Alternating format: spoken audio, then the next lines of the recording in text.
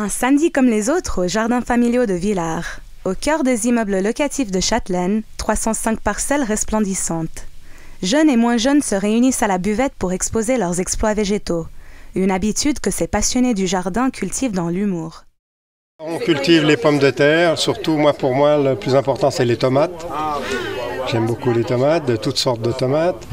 Et on cultive les haricots, on cultive la betterave, les salades, les fenouils, les courges, les courgettes. C'est un petit coin de paradis. L'apéro le samedi matin, c'est donc les gens ils viennent se retrouver souvent à la buvette. Et l'apéro qui est offert, ici c'est tous les 15 jours, lorsque les personnes viennent, il y a des membres. Le concept de jardin familial est le fruit d'une longue histoire à Genève. Avec le temps, la nécessité s'est transformée en loisir. Les jardins familiaux, donc c'est quelque chose qui a été créé après la Deuxième Guerre mondiale, dans le but vraiment que la population puisse cultiver des légumes pour en assurer sa production nécessaire. Donc c'est quelque chose qui est très populaire. Avec quelques 700 parcelles, Vernier est la commune regroupant le plus grand nombre de jardins familiaux. Un privilège dû notamment à son emplacement dans l'axe aéroportuaire, peu propice à la construction de logements. Ces lopins de terre sont gérés par la Fédération genevoise des jardins familiaux.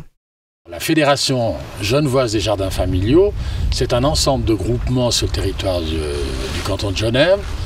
Ça regroupe 25 groupements. Une partie sont des groupements de l'association genevoise du coin de terre qui sont propriétaires de leurs terrains. Et une autre partie, ce sont des terrains loués, attribués par l'État, les communes ou d'autres bailleurs. Vernier est une commune très grande déjà, sur lequel on trouve encore peut-être certains terrains agricoles ou semi-agricoles, enfin un mix sur lequel on peut faire ce genre de choses. L'axe, soyons clairs aussi, l'axe de l'aéroport y est aussi pour quelque chose, parce que dans ces axes-là, je ne pense pas qu'on peut faire des grandes résidences, donc ça nous a aussi aidés. Ces mains vertes viennent du monde entier. Loin d'avoir le melon, ils s'occupent bien les uns des autres. L'importance d'un jardin familial, c'est l'intégration des personnes. Bien sûr que cultiver des jardins, avoir des légumes faits maison, plus ou moins biologiques, parce que ce n'est pas toujours le cas, mais c'est extraordinaire. Et surtout pour les personnes âgées, ici, il n'y a pas d'exclusion. Alors contrairement à ce qui se passe dans la vie réelle, où les personnes âgées sont souvent exclues de la société, ils sont un petit peu abandonnés, ici, le membre qui a un jardin ici, il n'est jamais abandonné, il n'est jamais exclu par les autres. Il sera toujours le bienvenu, il aura toujours des amis avec qui discuter et boire un verre. Voilà.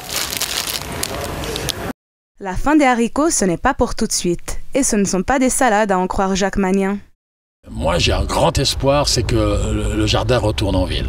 Ça, c'est mon grand espoir, sous des formes qu'on voudra, en bas des bas d'immeubles, des plantages, voire même des parcelles un peu plus petites, je ne sais pas, mais il faut que le jardin retourne en ville, parce que je pense que tout le monde a le goût, on le voit, le bio, on recherche Genève Région Terre Avenir, on recherche aussi des producteurs du coin, etc. Donc tout ceci est vraiment dans l'air du temps. L'avenir des jardins familiaux échappera donc à la pluie. Mais non sont tombés sur quelques nuages.